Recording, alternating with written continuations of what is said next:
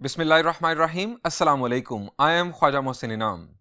Students, अल्लाह ताला से दुआ है कि आप खैरियत से हों। इस लेक्चर में हम एक थ्योरम डिस्कस करेंगे। आइए शुरू करते हैं। इसकी स्टेटमेंट है, altitudes of a triangle are concurrent. हमें साबित करना है कि किसी भी ट्राइंगल के एल्टीट्यूड्स कंकरेंट होते हैं, यानी एक पॉइंट पर मिलते हैं। स्टूडेंट्स, हमें रिकॉल करनी होगी एल्टीट्यूड ऑफ ट्राइंगल की डेफिनेशन। शाबाश, रिकॉल करें, हम डिस्कस कर चुके हैं। Definition is a line segment joining one vertex to the opposite side और extended opposite side perpendicularly is called altitude of a triangle. अगर बात की जाए एक्यूट ट्राइंगल की, तो ट्राइंगल की साइड्स पर ही ये परपेंडिकुलर होते हैं, जिस तरह के आप इस डायग्राम में देख रहे हैं।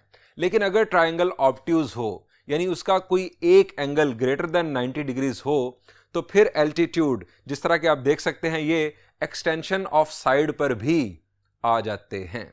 स्टूडेंट्स, हम अगर किसी एक केस को कंसिडर कर लें तो जो प्रूफ होगा वही प्रूफ वैलिड होगा ऑब्ट्यूज ट्राइंगल के लिए भी, वो प्रूफ वैलिड होगा इवन राइट ट्राइंगल के लिए भी। यानी एक ही पैटर्न है तीनों प्रूफ्स के लिए। सो मैं यहां पर एक्यूट ट्राइंगल कंसिडर करके ये प्रूफ करने जा रहा हूं। अब सवाल यह है कि हम कंकरेंसी एल्टीट्यूड्स की कैसे साबित करेंगे। इस एक्सरसाइज में हमने कंकरेंट साबित करना सीखा है तीन लाइंस को हम उस वक्त कंकरेंट साबित कर सकते हैं कि जब हमारे पास उन तीनों लाइंस की इक्वेशंस हों। अब एल्टीट्यूड्स, ये आप देख सकते हैं, सी डी एल्टीट्यूड है अगर हम साइड ए बी को बेस मान लें, ए ई एल्टीट्यूड है अगर हम साइड बी सी को बेस मान लें, और सी ए अगर बेस हो तो बी एफ एल्टीट्यूड है। एल्टीट्यूड्स तीनों बेसिकली स्ट्रेट लाइंस ही हैं। अब अगर हमारे पास इन तीनों एल्टीट्यूड्स की इक्वेशंस आ जाएं, तो उन इक्वेशंस को बेस बनाकर हम कंकरेंसी चेक कर सकते हैं। अब स्टूडेंट्स, अगर मुझे किसी एल्टीट्यूड की इक्वेशन मालूम करनी है, तो इक्वेशन लिखने के लिए किसी लाइन की हमारे पास इंफॉर्मेशन क्या क्या हो सकती है।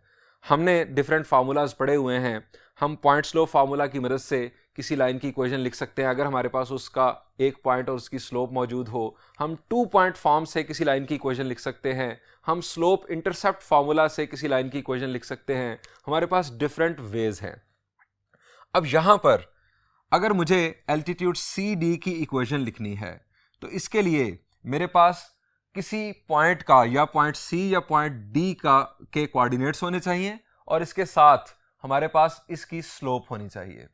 अब हम ये फर्ज कर रहे हैं कि हमारे पास ए बी और सी, ये जो तीन वर्टिसेस हैं ट्राइंगल के, इनके कोऑर्डिनेट्स गिवन हैं। मैं जनरली स्पीकिंग इनके कोऑर्डिनेट्स यहां पर लिख रहा हूं। जो ए है इसके कोऑर्डिनेट्स हैं x1 y1, जो बी है इसके कोऑर्डिनेट्स हैं x2 y2, और सी के कोऑर्डिनेट्स हैं x3 y3। ये समझ लें कि हमें गिवन है। अब हमारे पास अगर हमें सी डी एल्टीट्यूड की इक्वेशन मालूम करनी है, तो पॉइंट सी के कोऑर्डिनेट्स आ गए, यानी पॉइंट आ गया।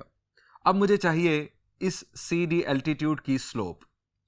अब एल्टीट्यूड सी डी चूंकि परपेंडिकुलर है साइड ए बी के लिए, सो अगर हम साइड ए बी की स्लोप मालूम कर लें, तो उस स्लोप का नेगेटिव रेसिप्रोकल होगी सी डी की स्लोप। आप जानते हैं कि अगर दो लाइंस परपेंडिकुलर हों तो उन दोनों की स्लोप्स एक दूसरे का नेगेटिव रेसिप्रोकल होती हैं। उन दोनों की स्लोप्स का प्रोडक्ट -1 के इक्वल होता है। सो हम यहां पर ए और बी की मदद से, चूंकि इनके कोऑर्डिनेट्स गिवन हैं, हम साइड ए बी की स्लोप मालूम कर सकते हैं। साइड ए बी की स्लोप से हम सी डी एल्टीट्यूड की स्लोप मालूम कर लेंगे। पॉइंट सी के कोऑर्डिनेट्स हमारे पास मौजूद हैं। पॉइंट स्लोप फार्मूला की मदद से हम इक्वेशन ऑफ सी डी लिख लेंगे। इसी पैटर्न पर चलते हुए हम एल्टीट्यूड बी एफ और एल्टीट्यूड ए ई की स्लोप भी मालूम कर सकते हैं और इनकी इक्वेशंस बना सकते हैं। स्टूडेंट्स, मैं वर्किंग कर रहा हूं यहां पर एल्टीट्यूड ए ई के लिए, यानी सबसे पहले मैं इसके ऊपर वर्किंग करने जा रहा हूं। हम यहां पर लिखेंगे रेफर टू रफ डायग्राम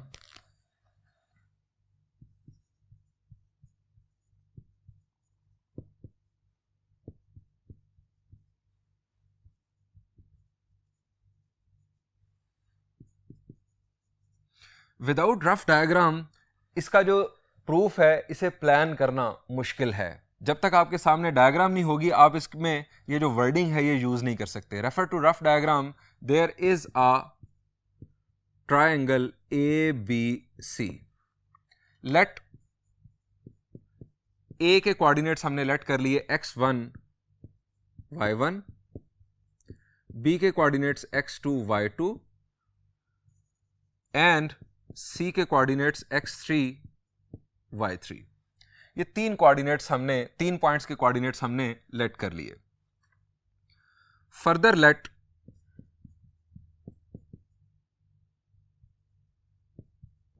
अच्छा, यहां पर डायग्राम में हमें वाज़े तौर पर नजर आ रहा है कि ये तीनों कंकरेंट हैं, यानी एक पॉइंट पर मिल रहे हैं, लेकिन हम एनालिटिकली बेसिकली साबित करेंगे.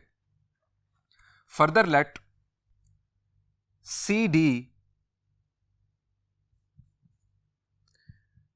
is altitude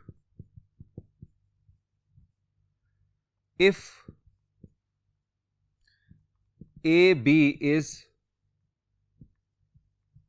base. CD altitude होगा अगर AB बेस है. इसी तरह AE is altitude if BC is base. BF is altitude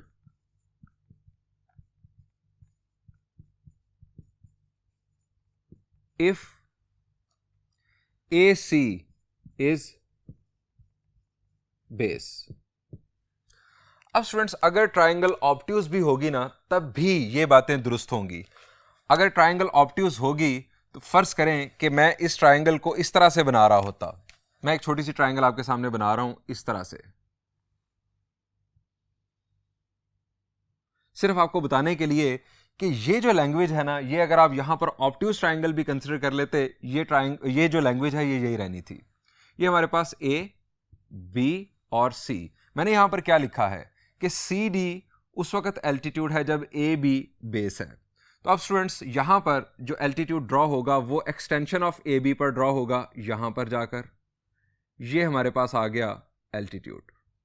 अब ये है CD altitude. CD is altitude if AB is base. ये ऑब्ट्यूज ट्राइंगल के लिए भी यही लैंग्वेज दुरुस्त होगी.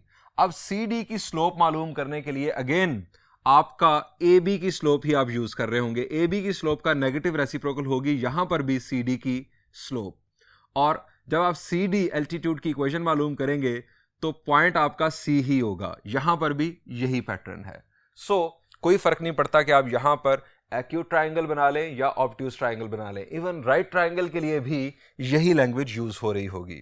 BF is altitude if AC is base. अब स्टूडेंट्स, मैं वर्किंग करने जा रहा हूं इस एल्टीट्यूड के लिए यानी AE के लिए. अब इसकी वजह क्या है, मैं इन तीनों में से इसको पहले क्यों चूज कर रहा हूं ये आपको थोड़ी देर में मैं बताऊंगा. अब स्टूडेंट्स, हमें पॉइंट A के कोऑर्डिनेट्स हमारे पास मौजूद है, हमें इसकी स्लोप चाहिए. इसकी स्लोप मालूम करने के लिए मैं BC की स्लोप मालूम करने जा रहा हूं. मैं यहां हेडिंग दे रहा हूं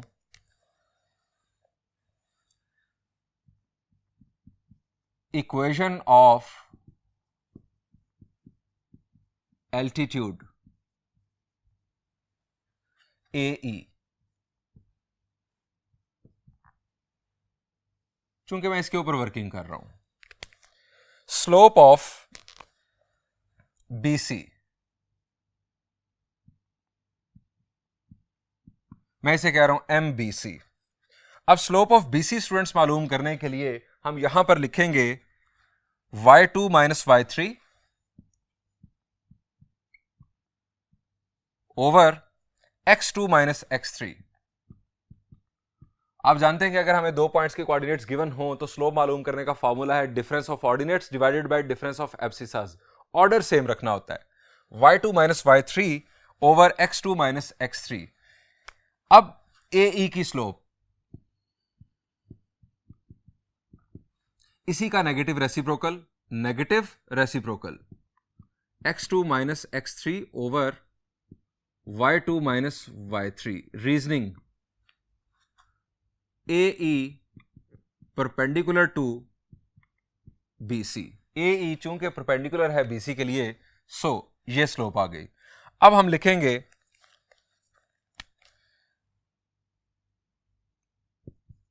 बाय पॉइंट स्लोप फॉर्म। पहले point slope form formula recall कर लेते हैं। y minus Y one is equal to m into X minus X one. अब x1 y1 पॉइंट के कोऑर्डिनेट्स और m आ जाएगी स्लोप, जिस लाइन की हमें इक्वेशन लिखनी है उसकी स्लोप। अब पॉइंट हमारे पास है, ए ई की इक्वेशन लिखने के लिए पॉइंट के कोऑर्डिनेट्स हम यूज करेंगे x1 y1। यहां पर ऑलरेडी x1 y1 लिखा हुआ है। अगर हम बी एफ की इक्वेशन लिख रहे होते तो पॉइंट बी के कोऑर्डिनेट्स x2 y2 यहां पर आने थे, x2 और y2। अब यहां पर हम रहने देंगे x1 y1, m स्लोप हम यहां पर पुट कर देते हैं,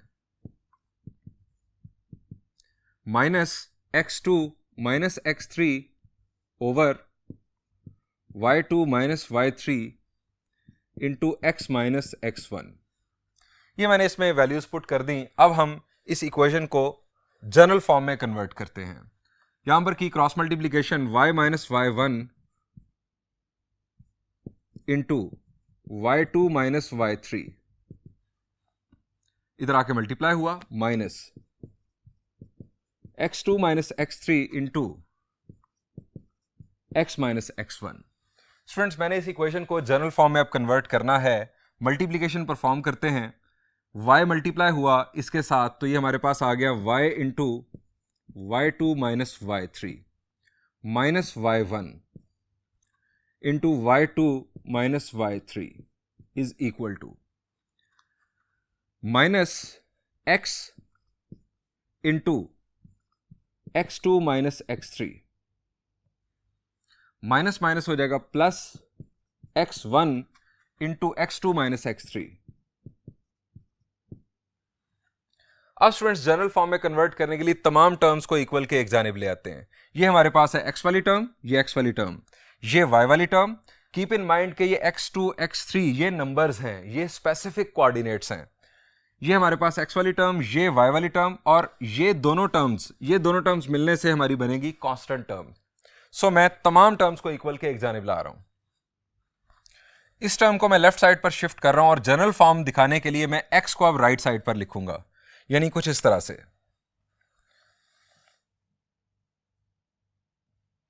x2 माइनस x3, x को मैंने इस साइड पर लिख दिया, जिस तरह हम जनरल फॉर्म में ax plus B Y plus C लिखते हैं। ये कोएफिशिएंट है और ये x वाली टर्म आ गई। इस टर्म को यानी मैंने लेफ्ट साइड पर शिफ्ट कर दिया। उसके बाद इस टर्म को अब मैं लिख रहा हूं, ये y वाली टर्म है। अब इसको मैं लिखूंगा plus y2 minus y3 into y। अब ये term minus y1 y2 minus y3। अब ये टर्म लेफ्ट साइड पर चली जाएगी, minus x1 into x2 minus x3 equal to 0। ये स्टूडेंट्स हमारे पास फर्स्ट एल्टीट्यूड जो कि हमने चूज किया था AE एल्टीट्यूड, उसकी इक्वेशन आ चुकी। ये स्टूडेंट्स हमारे पास है जनरल फॉर्म में इक्वेशन, ये x वाली टर्म, ये y वाली टर्म, और ये दोनों टर्म्स मिलाकर हमारे पास बनेगा कांस्टेंट। अब स्टूडेंट्स, हम दूसरे दो एल्टीट्यूड्स की इक्वेशंस इस इक्वेशन को देखते हुए जज कर सकते हैं कि क्या होगी, और इस जजमेंट को हम सिमेट्री का नाम देंगे। खास सिमेट्री पाई जाती है इन तीनों इक्वेशंस में। हम यहां पर लिखेंगे बाय सिमेट्री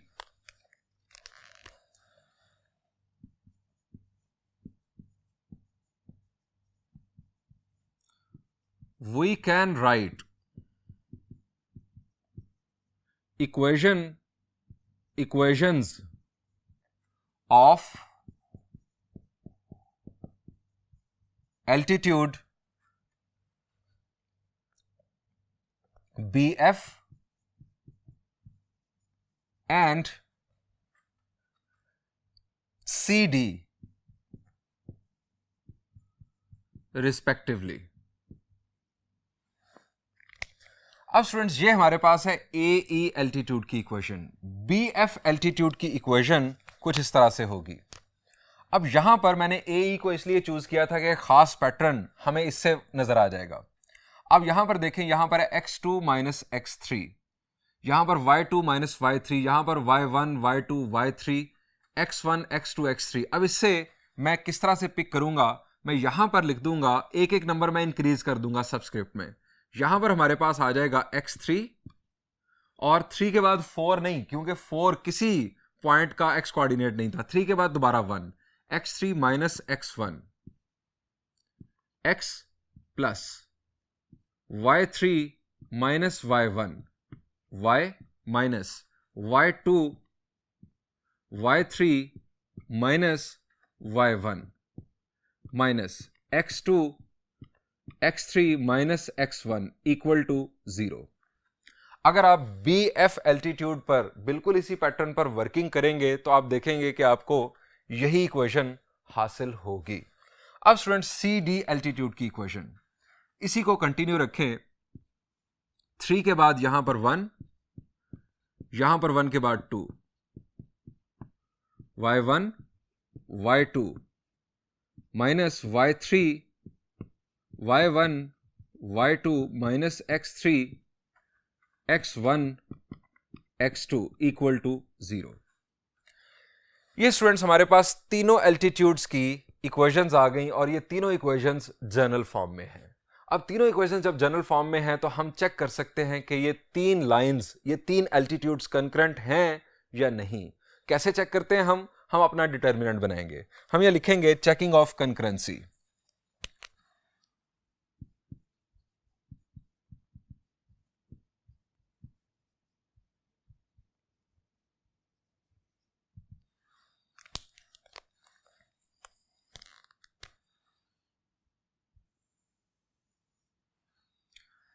x का कोएफिशिएंट फर्स्ट इक्वेशन में, वैसे तो आप किसी भी रो को पहले लिख सकते हैं, कोई मसला नहीं। x2 माइनस x3 x का कोएफिशिएंट, फिर y का कोएफिशिएंट y2 माइनस y3 और फिर कांस्टेंट। ये तमाम जो हमारे पास वैल्यू है ये यहां पर आ जाएगी minus y1 y2 minus y3 minus x1 into x2 minus x3। ये हमारे पास आ गई फर्स्ट रो। अब इसी पैटर्न पर सेकंड रो, थर्ड रो, यहां पर आ गया x3 माइनस x1।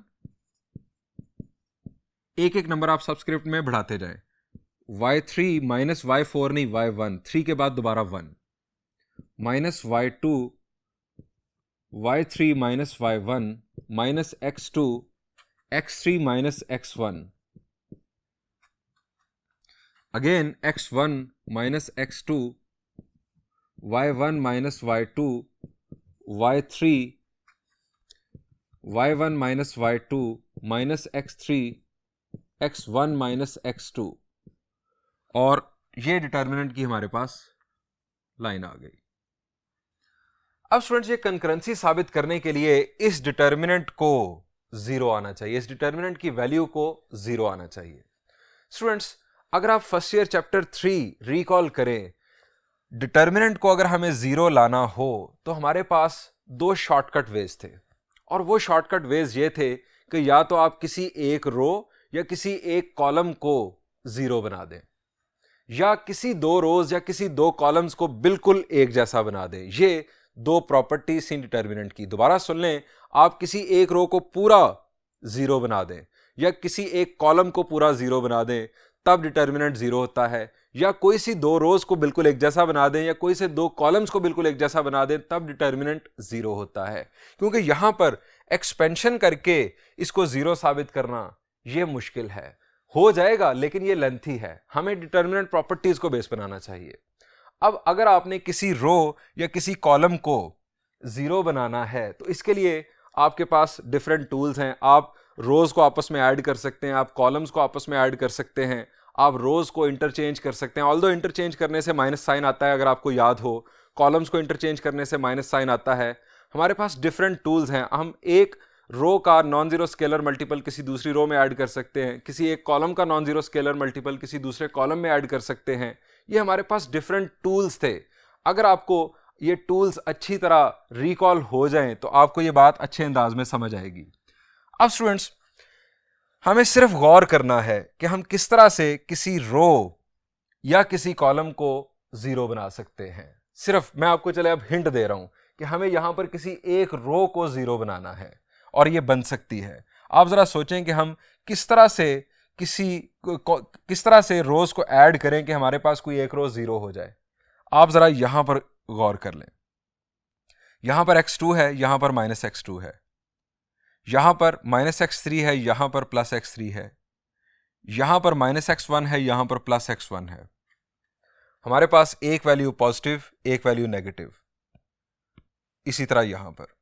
इसका मतलब है कि अगर मैं इन तीनों रोज को ऐड कर दूं तो यहां पर जीरो पैदा हो जाएगा।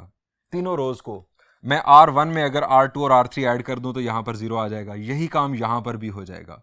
Y2 में -y2 ऐड होगा जीरो, -y3 में +y3 ऐड होगा जीरो, -y1 +y1 जीरो बन जाएगा। अब यहां पर भी ये मामला हो जाएगा। जरा गौर करें, -y1 y2 -y1 y2 आपको कहां से मिलेगा? इसके against +y1 y2, minus minus plus y1 y2, product होने के बाद ये बन जाएगा +y1 y2 -y1 y2 के साथ ये जीरो बना देगा। Minus minus plus y1 y3, y1 y3 यहां पर है, minus minus plus y1 y3 आ रहा है, यहां से आ जाएगा -y1 y3, ऐड होने से तब भी जीरो आ जाएगा। फिर -x1 x2, अब ये आ रहा है -x1 x2, यहां से आपको अगर आप देखें यहां से minus minus plus x1 x2 मिल जाएगा जो कि उसको जीरो कर देगा। फिर minus minus plus x1 x3 plus x1 x3, यहां से आपको -x1 x3 मिल जाएगा। सो हमें यहां से ऑब्जर्वेशन से पता चल रहा है कि अगर मैं इन तीनों रोज को ऐड कर दूं तो कोई एक रो जीरो हो जाएगी। मैं रो 1 में बाकी दोनों रोज को ऐड कर रहा हूं।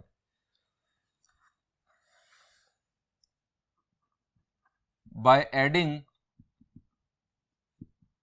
R2 and R3 into R1 we have, अब मैं सीधा रिजल्ट यहां पर लिखूंगा,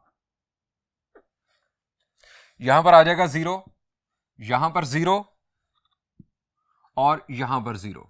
बाकी रोज को आप एज इट इज लिख दें, x3 - x1, y3 - y1, -y2, y3 - y1, -x2, x3 - x1,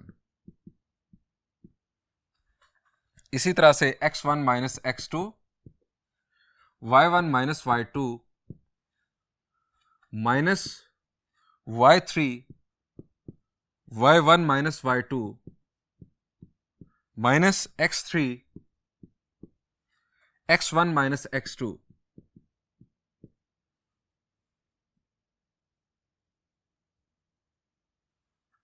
ये स्टूडेंट्स हमारा डिटर्मिनेंट, इसमें फर्स्ट रो जीरो हो चुकी। बाय डिटर्मिनेंट प्रॉपर्टी हम जानते हैं कि अगर किसी डिटर्मिनेंट में कोई एक रो या कोई एक कॉलम जीरो हो जाए तो आंसर जीरो आता है। ये आ गया हमारे पास जीरो। अब डिटर्मिनेंट के जीरो आने का मतलब, यहां पर जो हम कंसेप्ट लेकर चल रहे हैं, डिटर्मिनेंट के जीरो आने का मतलब यह है कि ये तीनों लाइंस यानी तीनों एल्टीट्यूड्स कंकरेंट हैं। Hence altitudes of our triangle are concurrent. Students, यहां पर यह लेक्चर एंड हुआ। इंशाल्लाह नेक्स्ट लेक्चर में हम साबित करेंगे कि perpendicular bisectors of a triangle are concurrent. Thank you and अल्लाह हाफिज।